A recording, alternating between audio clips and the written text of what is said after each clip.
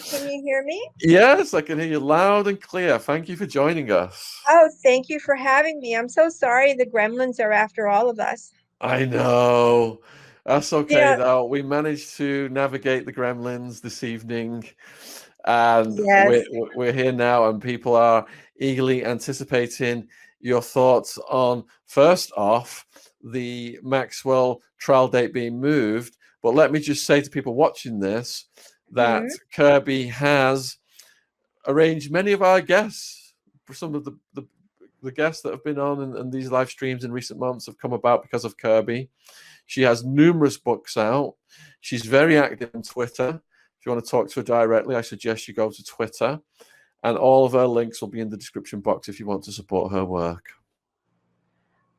May I start with something that no one's ever talked about so that you get a scoop? Yeah. So while I've been doing my research for my new book, Ghislaine Maxwell, an unauthorized biography, I came across clues that Ghislaine may have been spying for her father and being taught. Can we talk about that and then we can jump to whatever you want? We can talk about whatever you want. It's all fascinating. Yeah, go for it.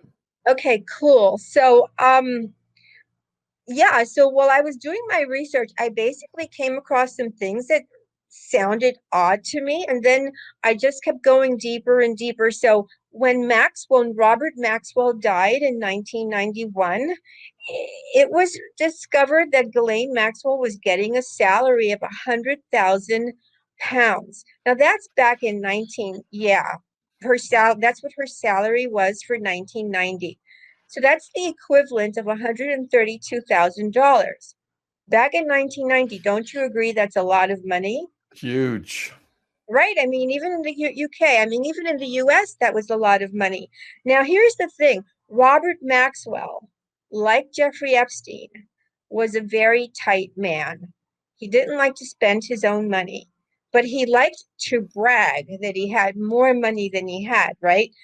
So he fired someone according to and you've read this guy's book, Gordon Thomas, who wrote Robert Maxwell, Israel's Super Spy. Well, according to, yeah, you know him, right? Because I know you Yeah. read his book. Yeah. So according to him, he used to work for Maxwell. And according to him, Maxwell was so super tight that he fired somebody on Christmas for stealing 50 cents. So you know that somebody who's like gonna like fire somebody over somebody stealing 50 cents is not gonna pay even his favorite daughter, Ghislaine, £100,000. So I'm like, okay, what was Ghislaine doing for £100,000 from her father? And I found it. So apparently, starting from approximately 1984, Robert Maxwell replaced her mother, Betty. Betty was his polish. Remember, she was the French, aristocratic, well spoken, well dressed. She gave him that added edge for the powerful people that they were rubbing elbows with. I mean, that's who made him, because he was not likable. Nobody liked him. He was brash. He was selfish. He was rude. You're right. He had no manners, but Betty made him agreeable to the finer people in their world. Well, he pushed her to the side and he replaced her with Ghislaine Maxwell.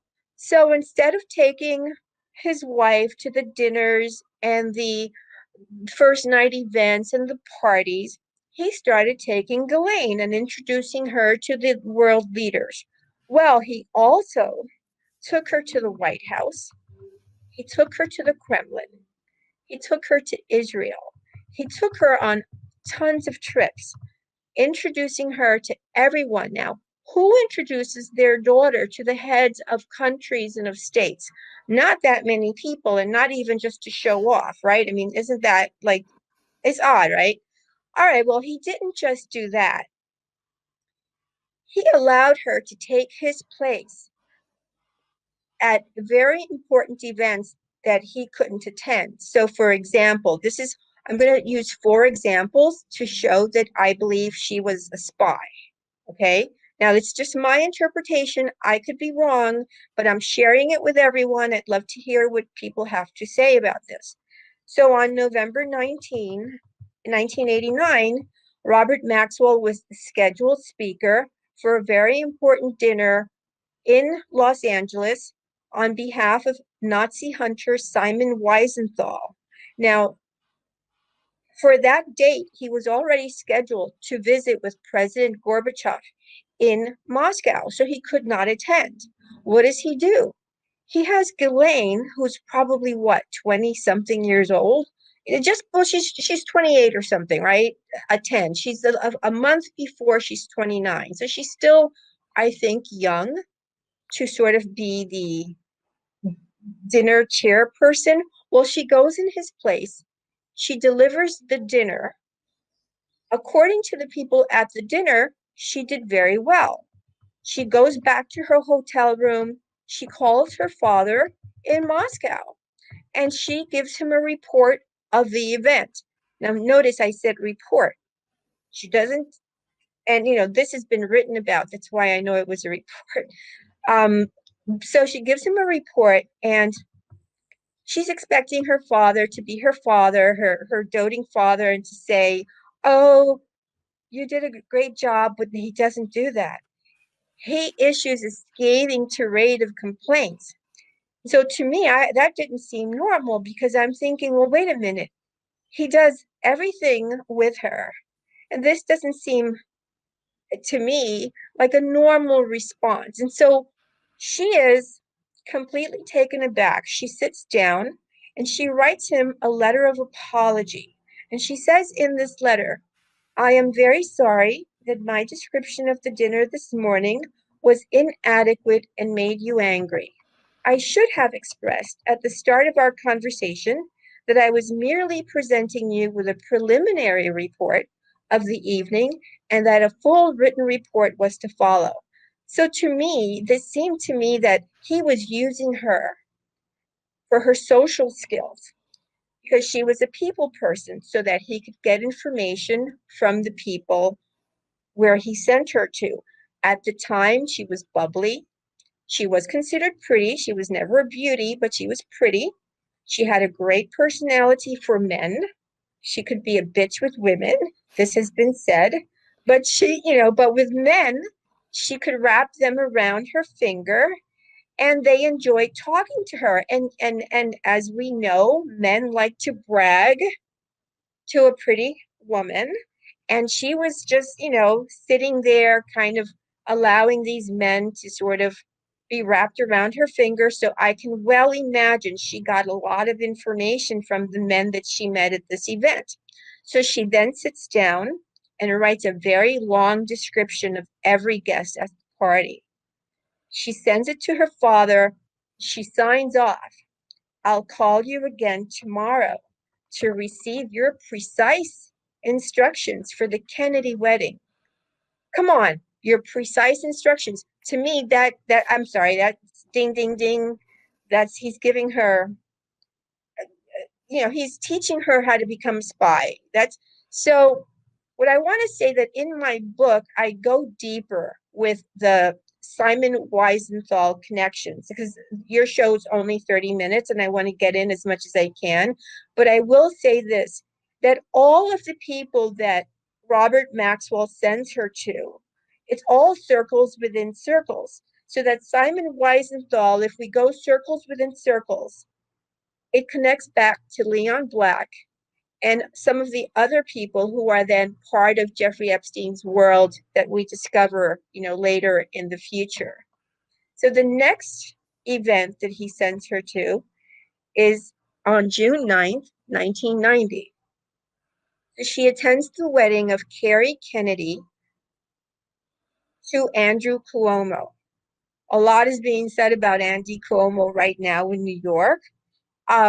Carrie Kennedy is the seventh child and the third daughter of Robert F. Kennedy, the former Attorney General of the United States. So he is the brother of JFK.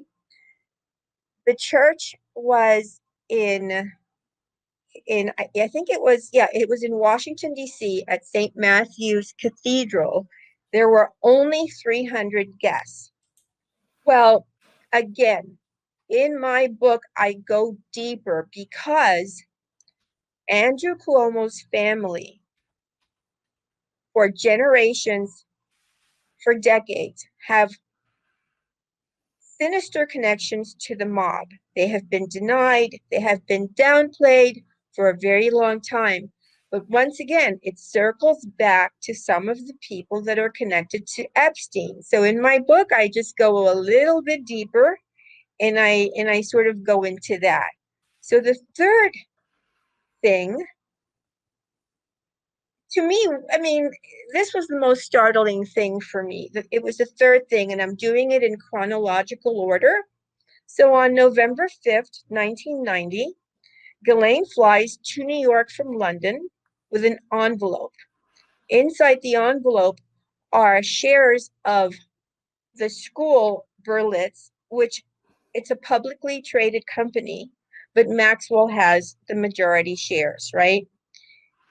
But inside this envelope are 9 forged certificates. So, and it's part of the plundering of the shareholders. Because remember, when Robert Maxwell was discovered to have been a thief, he didn't just steal from the pensioners and from his employees. He stole from the banks. He stole from stockholders. And so she went to New York. She handed the envelope to an attorney. She gets back on an airplane. She goes back to London.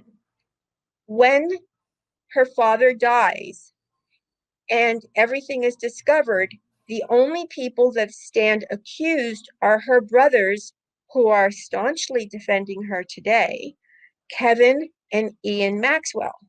Ghislaine Maxwell, who, by this very definition, and this has been written about, has taken part in a swindle, right? Because she's delivering forged certificates that are, they're actually part of the trial. These certificates are part of that case. But do her brothers say anything? Do the attorneys say anything? Does anybody in the office say anything and implicate Ghislaine? No. In the published articles about this, the way that they excuse her behavior is they say, well, she didn't know. Come on. She didn't know. Do you think she didn't know? I think this is absolutely bloody fascinating, Kirby. Where do you dig this stuff up from?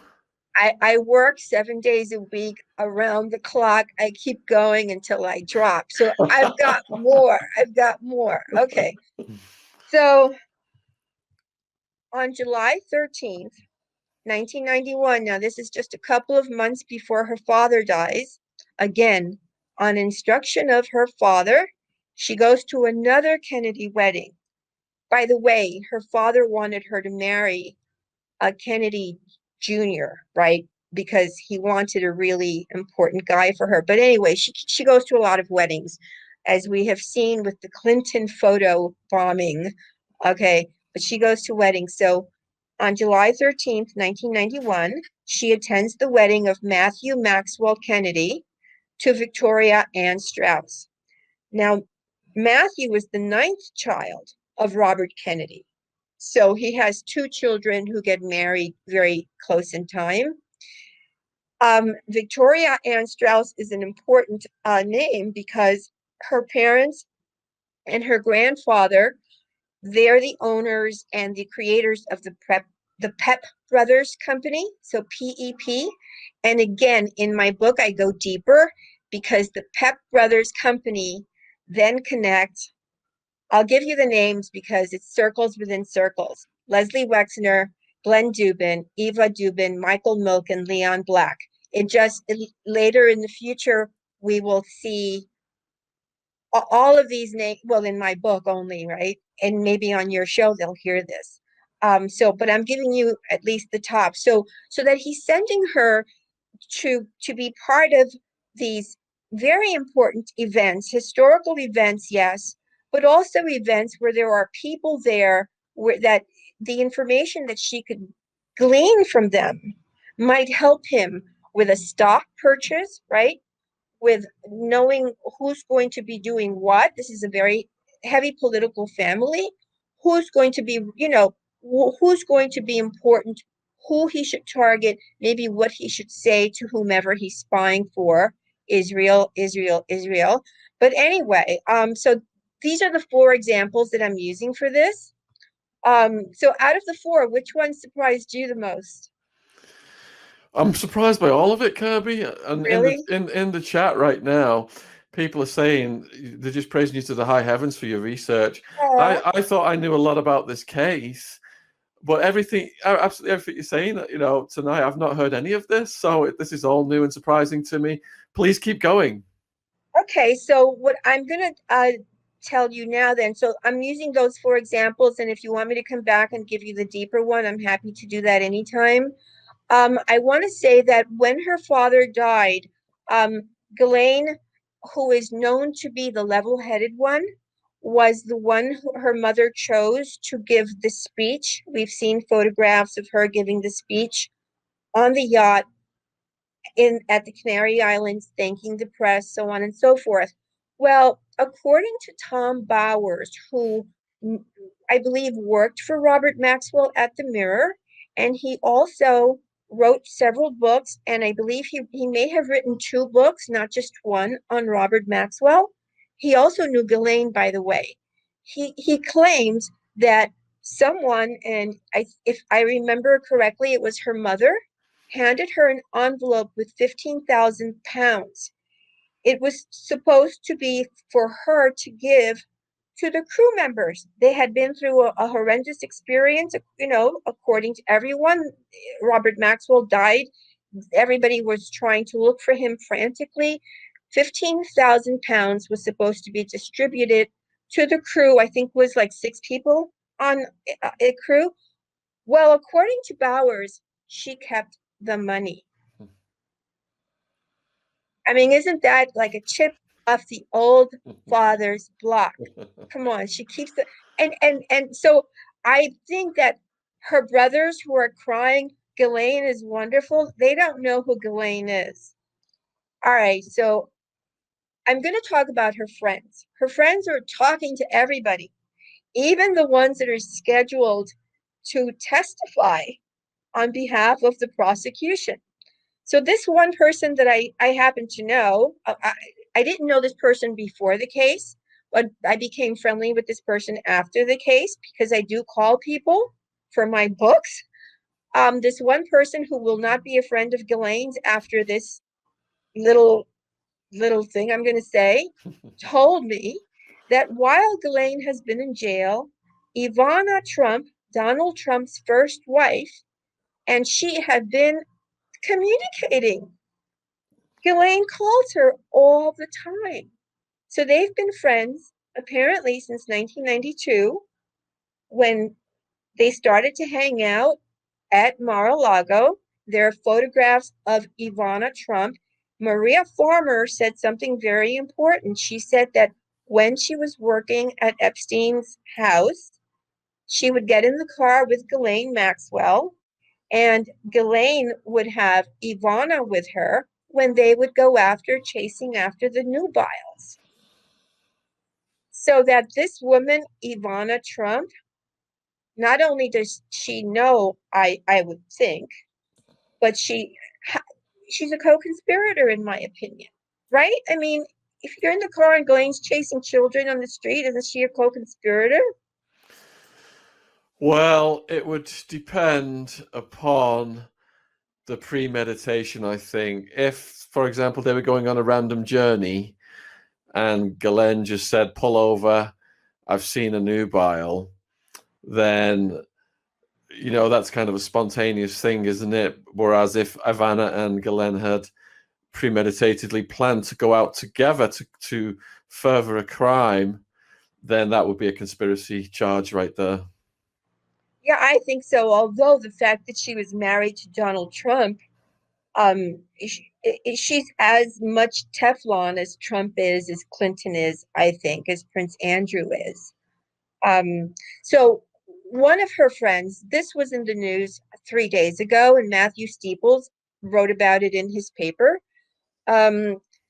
She's scheduled to testify against her. She gave an interview to a magazine, and she said Ghislaine Maxwell is hypersexual. She alleges that Ghislaine told her she can get into anybody's pants and that the girls are like candy. Now that's something a guy would say. I mean, isn't Flabbergasted. that disgusting? Absolutely disgusting and flabbergasted. The girls are, so she's going to say that in court, but the fact that she said it out here, isn't there a law that says that you can't really reveal what your testimony is going to be in court? I'm asking you because I think you know more law than I do. I've not heard of this situation arising before, so I don't know what the law is.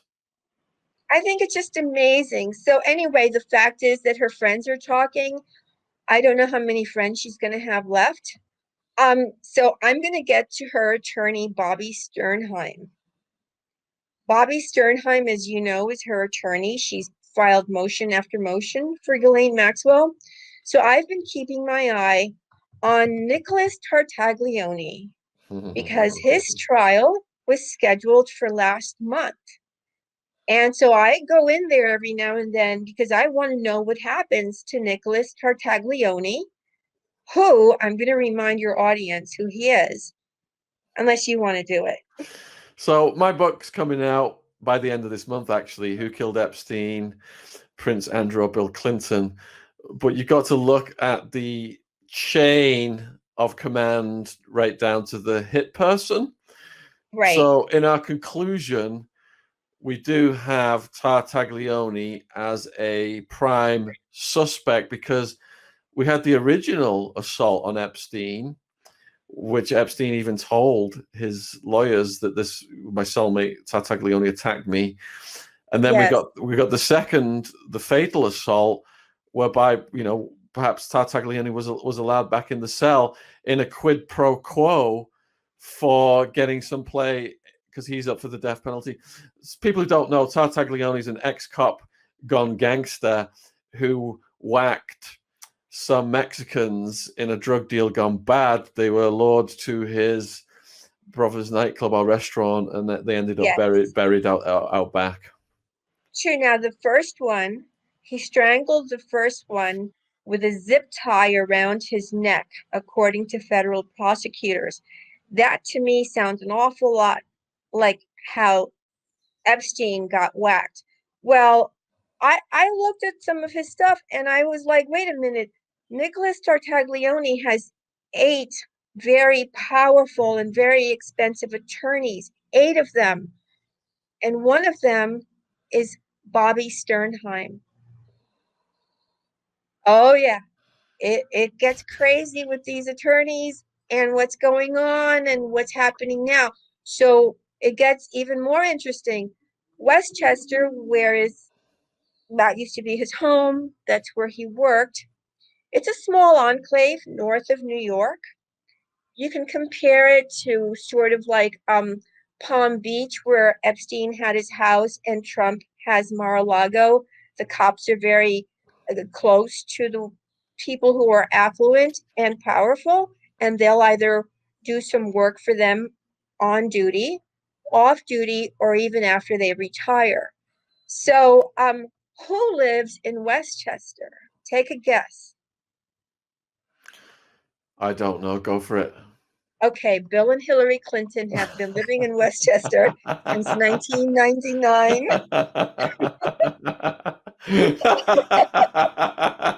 I Oh thought my you would God, like you've cracked this wide open, Kirby. Well, it gets better. Oh, It gets better because, well, let me finish with Bill and Hillary Clinton. They bought their first house in Westchester in 1999.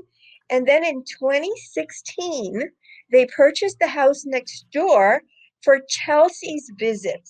Now, in 1998, a year before Bill and Hillary Clinton decided to make the big move to Westchester, who decides to go in there and pluck down a little cash?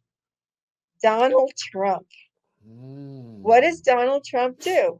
In 1998, he purchases the first parcel that will become known as the Trump National Golf Course in Westchester.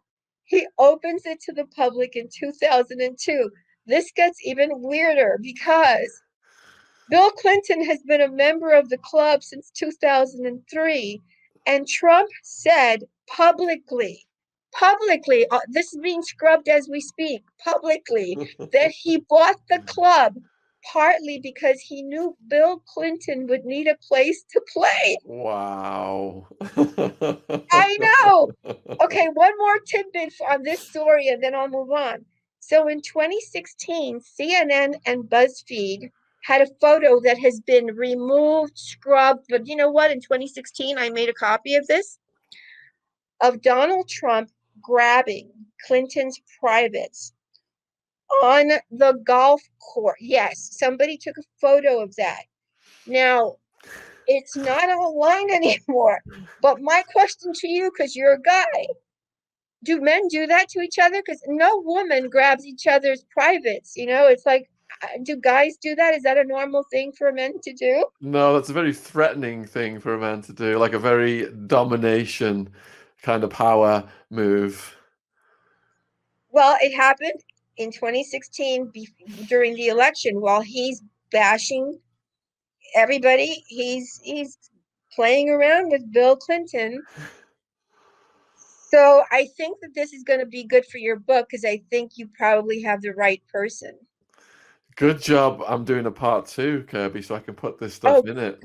oh, good for you. Good for you. Good for you. But you have to put me down as a resource or something. Absolutely, we'll get you in the bibliography and everything.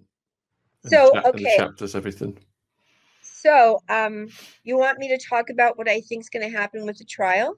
Well, we've got about 5 minutes left, so whatever you think is the most pertinent at this point, let's go with it.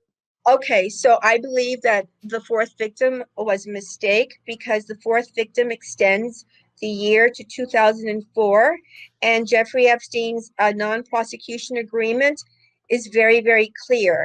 It states that the time that this is good for is in or around 2001 or through in or around 2004. So before this fourth victim, and this fourth victim lives in the state of Florida. So now the defense can use that Ghislaine Maxwell is protected by Jeffrey Epstein's non-prosecution agreement, and I believe that they made an intentional mistake. I do not believe that this was sort of like an unintentional, ill-advised move on their part. I think that we have something called what's that thing that where you can do? I have it here. Wait, just give me 1 second because I can find it. We have the double jeopardy. So they could have taken the fourth victim and started a new thing because it adds 2 separate charges that are not included in the current case, and it would not have triggered the double jeopardy thing. So they could have allowed the 3 victims to keep going forward, hit her with another thing, would not have triggered a double jeopardy. And this is a mistake. I think it's intentional. That's where I will stay. Yeah, I mean, on a case that's under this much scrutiny, nothing like that would be left to chance. So there might be something diabolical going on there. Absolutely. Well, thank you for having me on the show again, Shaun, and good luck with the book. Yeah, thank you very much. We put 2 different covers out and people voted on it. So we've got the cover, everything's good to go. So should be out by the end of this month. And looking forward to seeing the reception to that one. And that's terrific. I'm just getting Ash to check if our next guest is ready. Let's have a look. Yeah, he's saying I'm okay to finish up. Okay, all right. Well, have a good day, Shaun. Thank you. Thanks for coming on such short notice. I'm sorry. Thanks for coming pleasure. on with the technical difficulties today and for hanging around for us. I really appreciate you spending that time, and I'll urge people to go down and support you on your links, and I'll probably see you on Twitter. Thank you so much, Shaun. Have a nice day. Bye. All right. Take care, Kevy. Bye.